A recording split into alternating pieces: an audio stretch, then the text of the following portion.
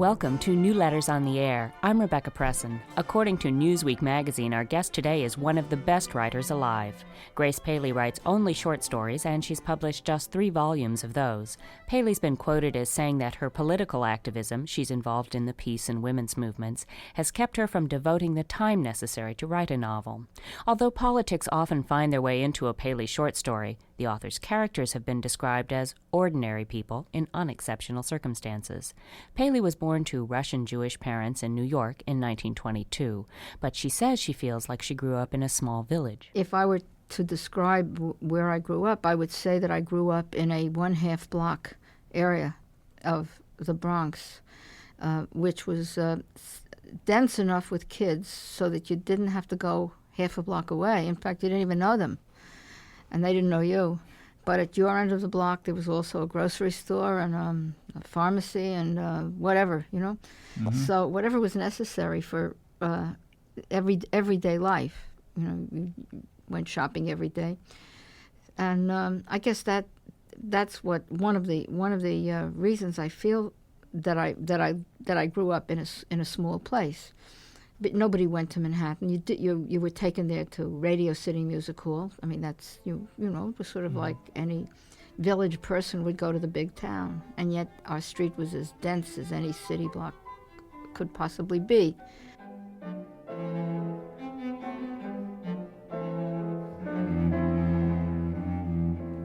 In the 1940s, Grace Paley studied at the New School for Social Research.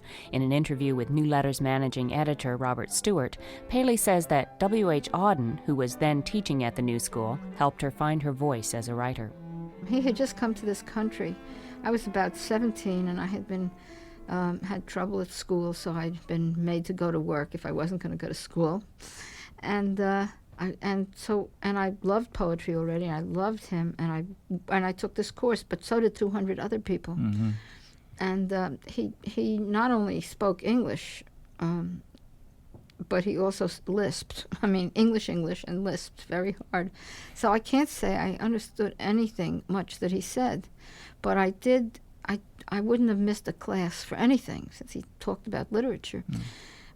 But what I did take away from it was an experience in which I gave him my poems, and we sat in the restaurant in Stewart's cafeteria, which is where he worked, and we looked at these poems, and he asked me if I used certain expressions. For instance, he said, "You always say, do you really say trousers? And do you use the word subaltern?" This was around the time when I said, "Oh yeah, we do. Sometimes we do, you know." Mm-hmm. And of course, after that, I understood that I was really writing exactly like him, and I was, you know, and I was using this Bronx kid using all these British expressions. Mm-hmm. So, I guess I learned to talk my own. Talk my own talk. It's the only way I can. Is that why you started writing fiction rather than poetry? Oh no, I didn't. I wasn't about to write fiction for another 25 years or 20, whatever it is, till I was about 35, 20 years. Yeah. It wasn't just that, but it's perfectly true that writing poems in those days, it was very hard for me to get away from literary influence. Yeah, that's I think what I was interested in. Yeah. Was, it took writing fiction in a way to find your own language. Yeah, mm-hmm. Yeah. I think partly because in writing poetry, I was really always talking in what I thought was my voice, but actually, it's not until I've felt this on lots. It's not until you really begin to speak in other people's voices that your own voice really knows what it's doing or knows what it can do and gets interested.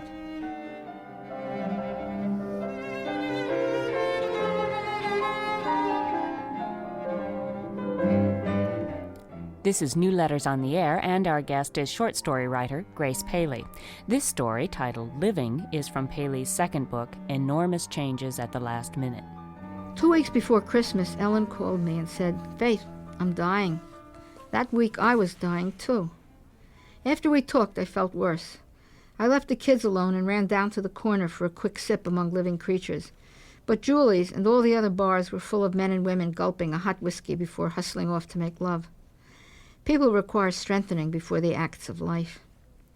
I drank a little California Mountain Red at home and thought, why not? Wherever you turn, someone is shouting, give me liberty or I give you death. Perfectly sensible, thing-owning, church-fearing neighbors flop their hands over their ears at the sound of a siren to keep fallout from taking hold of their internal organs. You have to be cockeyed to love and blind in order to look out the window at your own ice-cold street. I really was dying. I was bleeding. The doctor said you can't bleed forever. Either you run out of blood or you stop. No one bleeds forever. It seemed I was going to bleed forever. When Ellen called to say she was dying, I said this clear sentence, please, I'm dying too, Ellen. Then she said, oh, Faithy, I didn't know. She said, Faith, what'll we do about the kids? Who'll take care of them? I'm too scared to think. I was frightened too, but I only wanted the kids to stay out of the bathroom. I didn't worry about them. I worried about me. They were noisy. They came home from school too early. They made a racket. I may have another couple of months, Ellen said. The doctor said he never saw anyone with so little will to live. I don't want to live, he thinks. But, Faithy, I do. It's just I'm scared. I could hardly take my mind off this blood. Its hurry to leave me was draining the red out from under my eyelids and the sunburn off my cheeks. It was all rising from my cold toes to find the quickest way out. Life isn't that great, Ellen, I said. We've had nothing but crummy days and crummy guys and no money and broke all the time and cockroaches and nothing to do on Sunday but take the kids to Central Park and row on that lousy lake. What's so great, Ellen? What's the big loss? Live a couple more years, see the kids and the whole cruddy thing, every cheese hole in the world go up in heat, blast, fire waves? I want to see it all, Ellen said. I felt a great gob making its dizzy exit. Can't talk, I said. I think I'm fainting. Around the holly season, I began to dry up. My sister took the kids for a while so I could stay home quietly making hemoglobin, red corpuscles, etc. with no interruption. I was in such first-class shape by New Year's I nearly got knocked up again. My little boys came home. They were tall and handsome. 3 weeks after Christmas, Ellen died. At her funeral at that very neat church on the Bowery, her son took a minute out of crying to tell me, don't worry, Faith. My mother made sure of everything. She took care of me from her job. The man came and said so. Oh, shall I adopt you anyway, I asked, wondering. If he said yes, where the money, the room, another 10 minutes of good nights, where they would all come from. He was a little older than my kids. He would soon need a good encyclopedia, a chemistry set. Listen, Billy, tell me the truth. Shall I adopt you? He stopped all his tears. Why, thanks. No. I have an uncle in Springfield. I'm going to him. I'll have it okay. It's in the country. I have cousins there. Well, I said, relieved. I just love you, Billy. You're the most wonderful boy. Ellen must be so proud of you. He stepped away and said, she's not anything of anything, Faith. Then he went to Springfield. I don't think I'll see him again. But I often long to talk to Ellen, with whom, after all, I have done a million things in these scary, private years. We drove the kids up every damn rock in Central Park. On Easter Sunday, we pasted white doves on blue posters and prayed on 8th Street for peace. Then we were tired and screamed at the kids. The boys were babies. For a joke, we stapled their snowsuits to our skirts, and in a rage of slavery, every Saturday, for weeks, we marched across the bridges that connect Manhattan to the world. We shared apartments, jobs, and stuck-up studs. And then, 2 weeks before last Christmas, we were dying.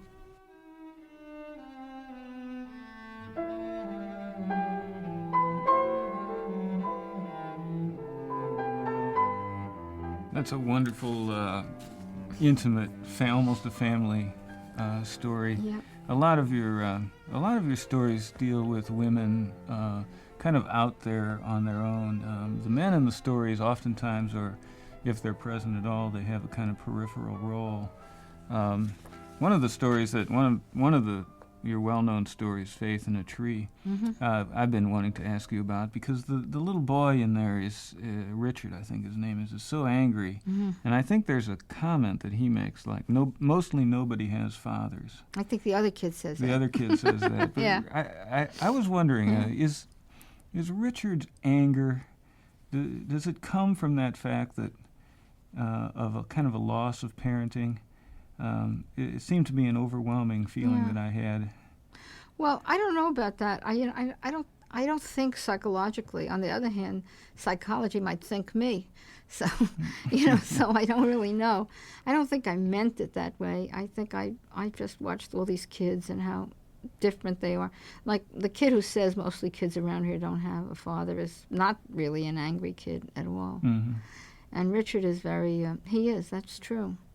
But it could very well be. I mean, as I remember the father, as I've written him, I mean, they're not based on, the kids are based on kids that I know, and the life of Faith is her own life. It's not mine. I didn't live that life at all. I lived all my life with the father of my children. Mm-hmm. And, but it's true that father goes off. I mean, I think he's first seen where I first wrote them and invented them in the first book, in The Little Disturbances of Man, in a story called The Used Boy Razors, and the father does go off a lot. But talking about where one lives, and one of the things that made me begin writing about these women was really just that interest in their lives, which wasn't mine, and I spent a lot of time with them, and I was very struck by their power, in a sense, and also their closeness. Mm-hmm. Are these people that you sat with in the park and you just knew in the neighborhood? Yeah, mm-hmm. And that was long ago. I mean, that I first and it's as people think this business of mothers and children, single mothers, is a brand new thing. It's a brand new notice thing. Mm-hmm. But I was writing about these people in the mid-50s. One of the strong themes that come out of your short story, A Conversation with My Father, is that the woman in the story believes that the world is open and there's always hope, mm-hmm. and the father doesn't. I'm wondering, this story goes back a while, if your view on the world would still reflect the themes in that story. Well, you're kind of stuck with your disposition. Mm-hmm. You know, it's almost as though it doesn't have so much to do with the facts of the case. I tend to be a kind of a sad optimist, a half hopeless optimist in some kind of way. I think the argument with the father was a historical one. I mean, he came from a totally closed society, and she kept saying, people do go to school when they're 45 years old, and that's mm-hmm. true. I mean, mm-hmm. and to that extent, there are wonderful things happening to people at older ages that didn't happen before. Mm-hmm. But as for the condition of the world, it's worse. But you managed to look at it. There's a kind of a humor. I talked about this story with my students, and it was hard for them to actually pinpoint the humor, and yet nevertheless, there is humor there, and I'm wondering, humor seems to be bound up in the irony of your mm-hmm. character situations. Could you say a little bit more? Are you conscious of constructing humorous or ironic situations? No, I'm not. I'm not conscious of it at all. It just is that it's a way of looking at it. It's a way that I probably developed early in life of looking at the world, and I think my father had that a little, so that there was some kind of a imitation of going on.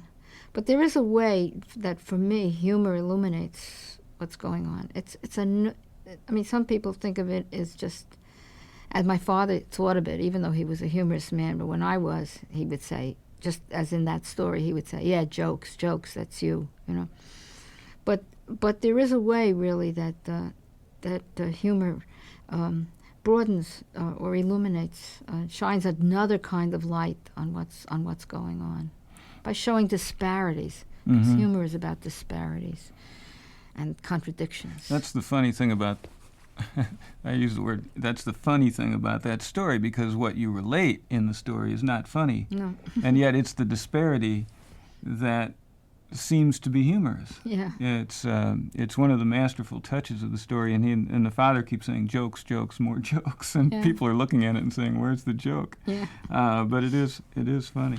You once said, as most readers know, that you haven't written a novel, and I read a quote one time that you said aiming at a novel was the wrongest thing I ever did. Why? Well, I after my first book came out, I was still at a very obedient part of my life, and they said to me, "Now you have to write a novel. I mean, we've published this book of short stories for you. Now you have to do a novel." So I thought I was so grateful. I said, "Well, I should really do that," and I really worked at it for a couple of years and lost a lot of time. I think, maybe not. You know, you think you're losing time, but you know. You're not. You're learning something in that, something else. One of the things I learned was I couldn't write one. And what's the difference? I mean, obviously they're different lengths, but it isn't just the lengths. Yeah. It's that I couldn't get the form right. I couldn't get the. There was something so false about it. It was just false. Mm-hmm. It was. I felt like I was lengthening things that I could have easily said in a few pages. I think, correct me if I'm wrong, but wasn't it about that time, it's only been recently, where the resurgence of the integrity of the short story as a form itself has really grown? Because at one time, short stories were looked upon almost as children of the novel. Right. That you wrote short stories until you got around to writing the big book. Mm-hmm. Now people are beginning to understand the short story as an important form, again, in its own right. It is, and it's much closer to the poem than it is to the novel. Mm-hmm. It has a lot more to do with that way of thinking. And stories that aren't like that are not quite right, I think, you know. But that's true. But at the same time, some of it is an idea that publishers had. You know, my book came out in '59, and Tilly Olson's book came out the next year, and Philip Roth's Goodbye Columbus came out the same time mine did.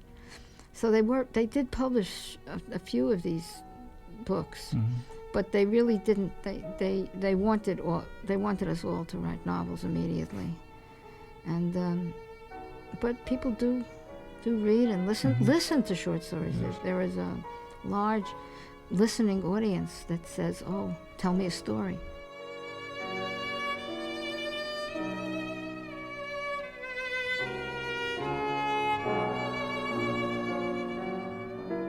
This is New Letters on the Air, and our guest is Grace Paley, who's talking with Robert Stewart. This story, read by Grace Paley, is titled Love. First I wrote this poem. Walking up the slate path of the college park under the nearly full moon, the brown oak leaves are red as maples, and I have been looking at the young people. They speak and embrace one another. Because of them, I thought I would descend into remembering love. So I let myself down, hand over hand, until my feet touched the earth of the gardens of Vesey Street. I told my husband, I've just written a poem about love. What a good idea, he said. Then he told me about Sally Johnson on Lake Winnipesaukee, who was 12 and a half when he was 14. Then he told me about Rosemary Johansson on Lake Sunapee. Then he told me about Jane Marston in Concord High. Then he told me about Mary Smythe of Radcliffe when he was a poet at Harvard. Then he told me about two famous poets, one fair, one dark, both now dead, when he was a secret poet working at an acceptable trade in an office without windows. When at last he came to my time, that is the past 15 years or so, he told me about Dottie Wasserman. Hold on, I said. What do you mean, Dottie Wasserman? She's a character in a book. She's not even a person. Okay, he said. Then why Vesey Street? What's that? Well, it's nothing special. I used to be in love with a guy who was a shrub buyer. Vesey Street was the downtown garden center of the city when the city still had wonderful centers of commerce. I used to walk the kids when they were little carriage babies, half asleep, maybe take the ferry to Hoboken. Years later, I'd bike down there Sundays, ride round and round. I even saw him about 3 times. No kidding, said my husband. How come I don't know the guy? Ugh, the stupidity of the beloved. It's you, I said. Anyway, what's this baloney about you and Dottie Wasserman? Nothing much. She was this crazy kid who hung around the bars, but she didn't drink. Really, it was for the men, you know. Neither did I drink. Too much, I mean. I was just hoping to get laid once in a while, or maybe meet someone and fall madly in love. He is that romantic. Sometimes I wonder if loving me in this homey life in middle age, with 2 sets of bedroom slippers, one a skin of sandal for summer and the other pair lined with cozy sheepskin, must be a disappointing experience for him. He made a polite bridge over my conjectures. He said, "She was also this funny mother in the park. Years later, when we were all doing that municipal politics and I was married to Josephine, Dottie and I were both delegates to that famous Kansas City National Meeting of Town Meetings, NMTM, remember? Some woman." "No," I said, "that's not true. She was made up, just plain invented in the late 50s. "Oh," he said, "then it was after that. I must have met her afterwards." He is stubborn, so I dropped the subject and went to get the groceries. Our shrinking family requires more coffee, more eggs, more cheese, less butter, less meat, less orange juice, more grapefruit. Walking along the street, encountering no neighbor, I hummed a little up-and-down tune and continued jostling time with the help of my nice reconnoitering brain. Here I was, experiencing the old earth of Vesey Street, breathing in and out, with more attention to the process than is usual in the late morning, all because of love, probably. How interesting the way it glides to solid, invented figures from true, remembered rates. By God, I thought, the lover is real. The heart of the lover continues. It has been propagandized from birth. I passed our local bookstore, which was doing well with the joy of all sex underpinning its prosperity. The owner gave me, a dependable customer of poorly advertised books, an affectionate smile. He was a great success. He didn't know that 3 years later his rent would be tripled. He would become a sad failure. And the landlord, feeling himself brilliant, an outwitting entrepreneur, a star in the microeconomic heavens, he would be the famous success. From half a block away I could see the kale in the grocer's bin, crumbles of ice shining the dark leaves. In interior counter view I imagined my husband's North Country fields, the late autumn frost in the curly green. I began to mumble a new poem. In the grocer's bin the green kale shines, in the North Country it stands sweet with frost, dark and curly, in a garden of tan hay and light white snow. Light white. I said that a couple of questioning times. Suddenly my outside eyes saw a fine-looking woman named Margaret, who hadn't spoken to me in 2 years. We'd had many years of political agreement before some matters relating to the Soviet Union separated us. In the angry months during which we were both right in many ways, she took away with her, to her political position and daily friendship, my own best friend, Louise, my lifelong park, PTA, and anti-war movement sister, Louise. In a hazy litter of love and leafy green vegetables, I saw Margaret's good face, and before I remembered our serious difference, I smiled. At the same moment, she knew me and smiled. So foolish is the true lover when responded to, that I took her hand as we passed, bent to it, pressed it to my cheek, and touched it with my lips. I described all this to my husband at supper time. "Well, of course," he said, "don't you know? The smile was for Margaret. But really, you do miss Louise a lot, and the kiss was for Louise." We both said, "Ah." Then we talked over the way the SALT Treaty looked more like a floor than a ceiling. Read a poem written by one of his daughters. Looked at a TV show telling the destruction of the European textile industry, and then made love. In the morning he said, "You're some lover. You know," he said, "you really are. You remind me a lot of Dottie Wasserman."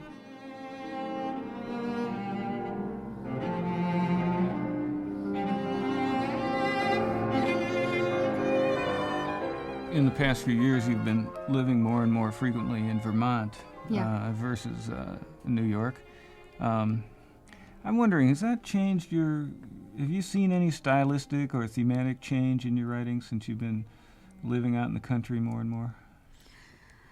Well, I've read a lot of poems about flowers. That's all I can tell you.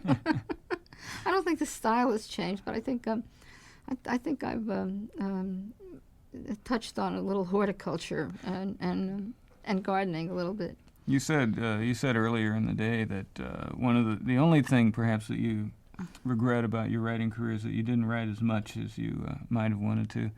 Not that it's by any means finished, but do you write more up there? No. Do you have more time? No, that has nothing to do with it, really. Besides, I don't have more time. I mean, if you're a person who fills up time, you fill up time no matter where you are. You know, Yes. you can be in the there's as much to do there as there was for me to do in the city. Well, I read a critic not long ago that said that the reason that that your creative output wasn't as great as it might be is because you're so politically active, and that takes up so much more of your time. Is that correct? Well, I think one of the problems is there are a lot of people who are let's say politically active, but I really one of the things I like about my kind of political life, which has nothing to do with the Democratic or Republican Party. One of the things I like about it really is the process, so that it's not just a question of having an opinion and going to a rally or to some other action, but I'm very interested, and I like very much the process of sitting together with people and developing a way of acting and developing a language for that action. Maybe it's only a flyer or a statement, and doing it with them, and deciding what to do and how and the reasons for it, and doing the analysis of it. So. And that's really different from signing a petition, which is a great thing to do. I mean, I don't knock any of it. It's just that what I tend to do is time consuming, and I do it. I don't even do it right now as much as I want to partly because I moved to the country, and my usual group of people is in the city. But still, there are people up there in Vermont that I do work with in the same way, and that's how I'm interested in working. It's not worth it otherwise. Grace Paley was interviewed by New Letters magazine managing editor Robert Stewart at KCUR-FM in Kansas City. Her books are The Little Disturbances of Man, Enormous Changes at the Last Minute, and, most recently, Later the Same Day. Copies of this and most New Letters on the Air programs are available on cassette for $8. Please send us your comments as well as the call letters of the station you hear us on when you write. Our address, New Letters on the Air, University of Missouri, Kansas City, Missouri, 64110. New Letters on the Air is produced by the literary magazine New Letters, which is edited by James McKinley. Assistant producer is Janice Woolery. Our studio engineer is Don Harvey. Gerald Kemner wrote our theme, and we received financial assistance from the Missouri Arts Council. I'm Rebecca Presson.